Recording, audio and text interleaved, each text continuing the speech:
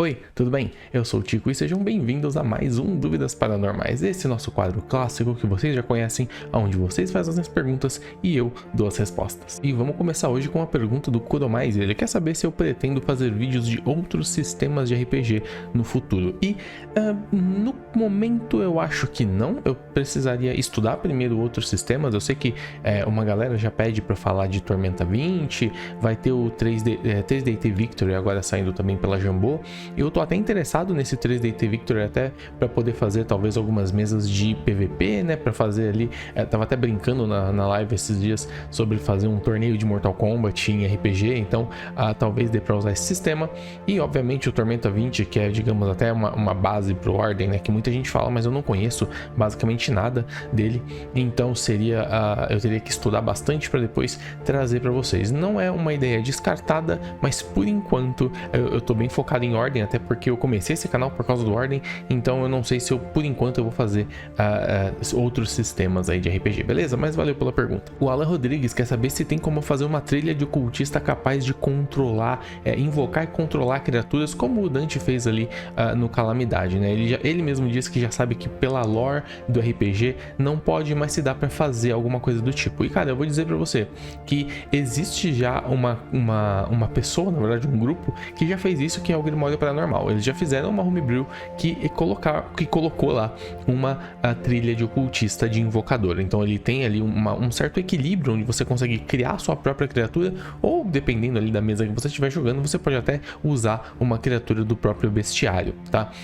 Existem algumas coisas que eles fizeram lá para dar uma equilibrada, porque realmente você jogar com uma criatura contra outra criatura é meio estranho, mas enfim, dá para fazer, como você mesmo disse, de acordo com a lore. Isso não é possível, mas se você der uma olhadinha lá na homebrew do Grimório Paranormal, ele já fez um trabalhão para tentar equilibrar e trazer de alguma maneira para quem gosta, né, dessa parte de invocar criaturas. Talvez isso seja o que você está procurando. Dá uma olhadinha lá. O Christian quer saber se dá para usar aquela ação de acalmar ou acalentar, né, no caso ali do religioso, em situações fora do enlouquecendo, né? E eu tenho que dizer para você que de acordo com a regra do jogo, não, você não consegue usar o acalentar ou acalmar fora da situação de enlouquecendo, porque se você olhar lá a descrição da ação de acalmar, tá lá na parte de, se eu não me engano, de diplomacia, onde explica a perícia de diplomacia. Ele diz que o acalmar é uma ação que você pode fazer em cima de alguém que está enlouquecendo.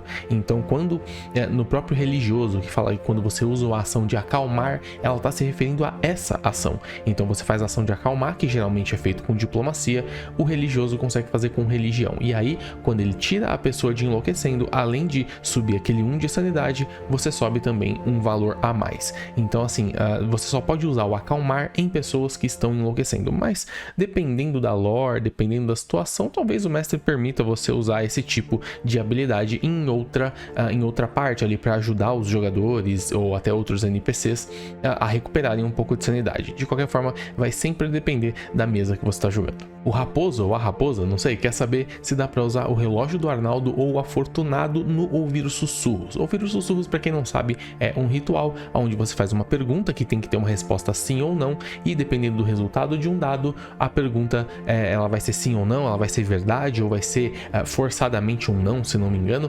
Mas justamente o relógio do Arnaldo e o afortunado fazem com que não dê para tirar um, ou se tirar um rola de novo, alguma coisa assim. E eu tenho que dizer para você que infelizmente não dá para usar, porque essas habilidades são habilidades do jogador, mas quando você usa o ritual ou ouvir os sussurros, quem rola esse dado não é o jogador, é o mestre. Então o mestre vai rolar e ele vai ver o resultado. Então se você souber se é um ou se é outro número, vai quebrar a ideia desse resultado, tá? Então esse dado quem rola é o mestre, então você não consegue usar essas habilidades. O José Lucas quer saber se dá para usar os PVs temporários do consumir manancial para encher o item de sangue lá, aquele item paranormal frasco de vitalidade, e transformar, digamos assim, em pontos de vida permanentes. E eu tenho que dizer para você que essa é uma ótima ideia. Não existe nada no livro que te impeça de fazer isso, né? Eu até dei uma olhada nas regras para ver se eu não estava comendo algum tipo de bola aqui, deixando passar algum tipo de informação, mas não. Você pode usar um ritual a qualquer momento, não precisa estar em horário, né? Não precisa estar em cena de combate. Então, em uma cena de investigação, em uma cena de interlúdio, você você pode usar um ritual, consumir manancial, você vai ganhar pontos de vida temporário, e quando você tomar esses pontos de dano, consequentemente, você vai tomar dos pontos de vida temporários primeiro, e aí você vai usar eles para encher o seu frasco de vitalidade, que vai te dar pontos de vida permanente. É uma ótima ideia, incrivelmente eu nunca vi isso sendo usado, é a primeira vez que eu vejo isso, eu também nunca tinha pensado nisso, é uma boa ideia. Obviamente é uma coisa que não quebra exatamente, porque se não me engano você pode recuperar até 20 pontos, isso só acontece uma vez. Enfim, é uma boa ideia, você conversa isso com o mestre, porque se ele achar que isso está muito quebrado, ele pode orientar você a fazer outras coisas, ou você chegar em algum outro tipo de resolução ali para sua regeneração de pontos de vida, mas mecanicamente não existe nada que te impeça de fazer isso. O Edward Yuri perguntou qual é a diferença entre perda de sanidade e dano mental, né? Porque existem duas coisas diferentes, ele quer saber aonde cada uma se encaixa. Vamos lá. Basicamente, da maneira mais simples, perder sanidade não tem resistência contra isso. Dano mental, existe resistência contra isso. É basicamente isso.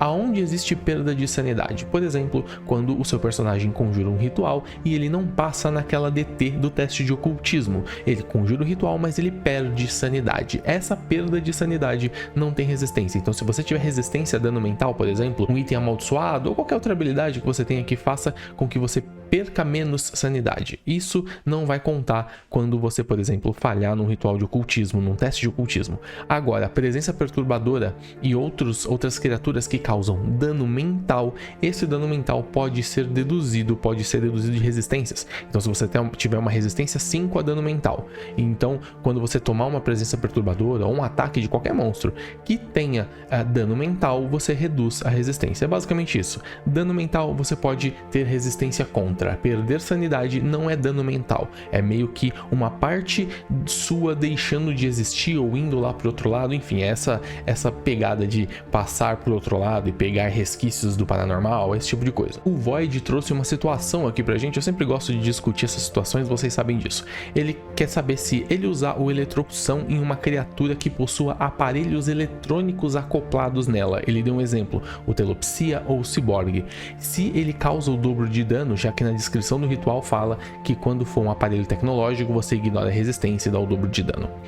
É uma pergunta interessante, isso depende muito de interpretação. Inicialmente eu tento a dizer que isso não funciona. Vamos falar, por exemplo, o Telopsia. O Telopsia, ele parece que tem coisas acopladas nele, coisas eletrônicas, televisões, videocassete, ou enfim, esse tipo de coisa. Mas isso é tudo paranormal, ele só imita, não necessariamente ele tem essas coisas acopladas nele. E ele é uma criatura de energia, então ele automaticamente tem resistência contra energia e o dano que você dá é o dano no aparelho e não na criatura. Deu pra entender? Agora, por exemplo, no Ciborgue. O Ciborgue, eu acredito que dependendo de como a história dele foi construída, ele tenha realmente componentes acoplados nele. Então, baterias e células de energia, coisas do tipo, que não são paranormais, mas que juntas naquela criatura transformaram em alguma coisa paranormal. De qualquer forma, esse dano ele não vai ser aplicado na criatura, ele vai ser aplicado no item. Então o Ciborgue, se eu não me engano, ele tem um enigma de medo que você tem que desabilitar ali as coisas e tal. Eu até usei ele numa missão, eu até coloquei uma espécie de enigma lá que conforme você ia desabilitando algumas partes do corpo dele, ele ia parando de se mexer.